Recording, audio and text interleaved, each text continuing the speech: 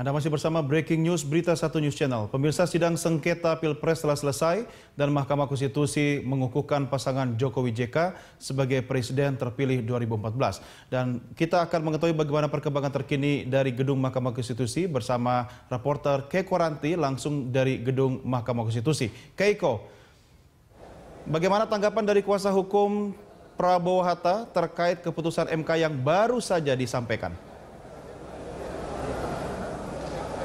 Ya, setelah sidang pembacaan putusan yang telah berlangsung dari pukul 2:30 sore tadi akhirnya Mahkamah Konstitusi memutuskan bahwa permohonan yang disampaikan oleh kubu Prabowo Hatta terkait hasil pemilihan umum keseluruhannya ditolak.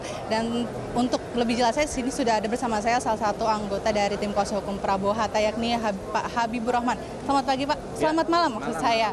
Ya, gimana Pak tanggapannya terkait dengan hasil putusan yang ada? Kalau tanggapan ya, kalau sikap kita, apa yang kita rasakan tentu kita kecewa, ya kan, kita sedih, kita marah, ya kan, kita nggak tahu lagi mau bilang apa terhadap putusan yang serba inkonsisten ini. Tapi inilah undang-undang mengatur bahwa terhadap putusan ini tidak bisa diajukan banding atau kasasi, dan ini final dan banding di secara formal. Dari catatan yang ada di kubu Prabowo Hatta sendiri, inkonsistensi seperti apa saja sih yang... Inkonsistensi paling penting adalah soal DPKTB. Pada awal Mahkamah menyatakan bahwa Mahkamah Konstitusi adalah constitutional court yang tidak semata-mata menilai sesuatu dari segi formalitas saja, tetapi harus substansi. Kemudian dikatakan bahwa soal hak memilih, pertama di satu sisi adalah hak warga negara, tapi di sisi lain negara Indonesia adalah negara hukum yang dalam konteks pengaturan hak memilih juga harus berdasarkan norma-norma hukum.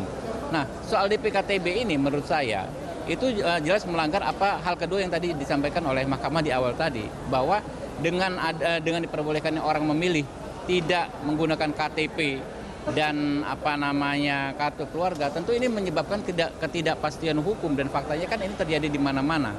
Sehingga apa yang disampaikan secara umum dalam grand teorinya, ya kan, ya, dalam konteks premis minornya itu nggak terjadi dalam putusan MK ini.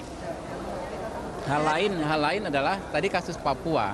Kasus Papua, pagi tadi kita lihat ada orang dipecat, ya kan, penyelenggara pemilu, ada orang diberi teguran, diberi peringatan oleh DKPP karena kasus Papua ini. Tapi di sini kasus Papua justru dianggap nggak ada masalah. Kita sebagai warga negara mau bingung ya bingung, bagaimana ada dua institusi yang dua-duanya mempunyai kekuatan hukum final dan mengikat pada hari yang sama.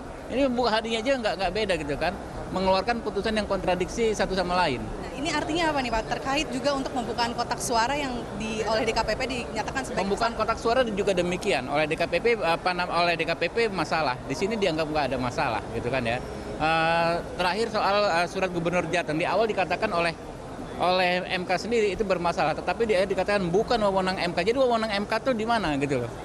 Jadi ini putusan menurut saya yang paling banyak hal-hal yang harus dipertanyakan. Kita akan inventarisir, pasti akan banyak sekali.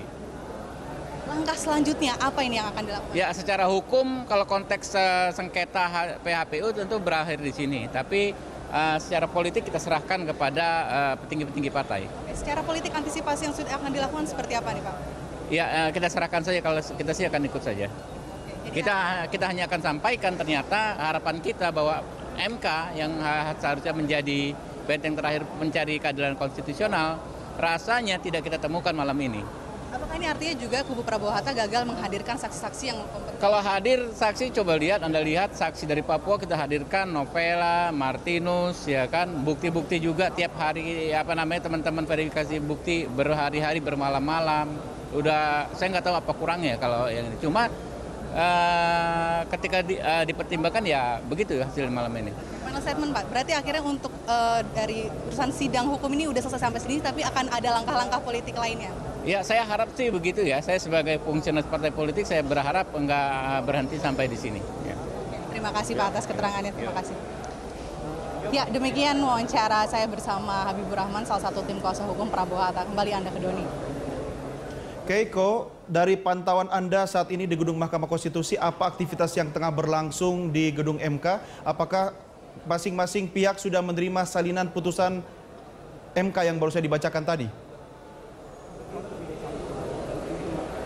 Ya, tadi setelah pembacaan putusan oleh Ketua MK Hamdan Zulfa, memang setelah pemutusan ini selesai dibacakan akan dilakukan, yakni selanjutnya adalah tahap selanjutnya memberikan salinan kopi untuk masing-masing pihak-pihak yang ikut bersengketa dalam pemilihan umum presiden ini, yakni adalah pihak pemohon, yakni dari kubu Prabowo Hatta, juga Joko Widodo, serta pihak termohon Komisi Pemilihan Umum.